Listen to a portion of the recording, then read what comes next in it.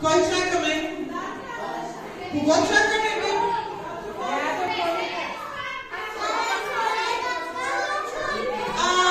Дядо Коледа.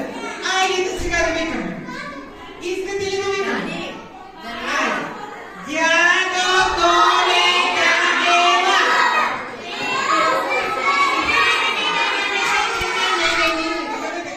Не викаме така. Само викаме дядо Коледа, ела.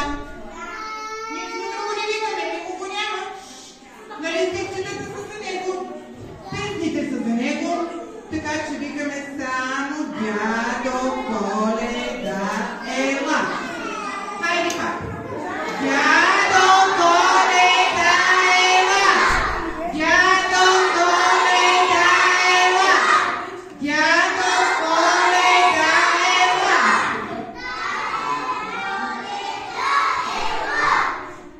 Я да ми кажете, виж, слушахте ли, че той ни идва, ядеш, дигва? Оле, сигурно не сте слушали, а? Слушахте ли? Слушахте ли? Слушахте ли?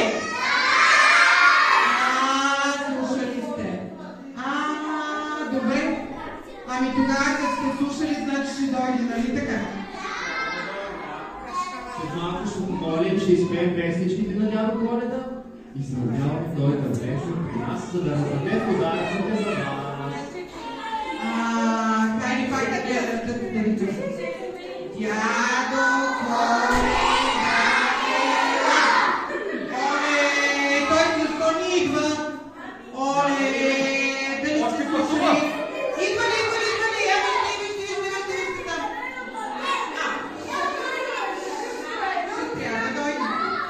Слушаха ли? Я кажете ми тук родителите, я кажете, слушаха ли децата? И майките ви казват, че сте слушали. Добре, щом и майките казват, че сте слушали, значи... Ти къде е студио? Къде е студио?